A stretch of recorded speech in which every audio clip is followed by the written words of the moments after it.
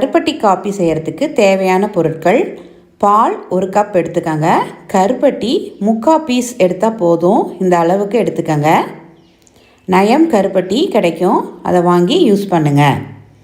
So எப்படி இருக்குது பாருங்கள். இந்த அளவு இதுக்கு போதும். ஃபில்டர் காப்பி தூள் 2 ஸ்பூன் எடுத்து வச்சுக்கோங்க. ஆர்டினரி வாட்டர் கொஞ்சம் எடுத்து வச்சுக்கோங்க. இதெல்லாம் தான் தேவை. ஒரு பாத்திரத்தை அடுப்பில் இது போல் வச்சுக்கோங்க.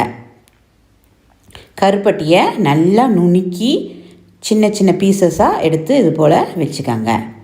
ஸோ பாத்திரத்தை நம்ம அடுப்பில் வச்சுருக்கோம். அது சூடான உடனே ஒரு 2 கப் தண்ணி உள்ளே ஆட் பண்ணுங்க. அது நல்லா கொதித்து நல்லா வரணும். ஸோ நல்லா கொதித்து வந்த உடனே கருப்பட்டி நுணுக்கி வச்சுருக்கோம்ல, அதை உள்ளே போட்டு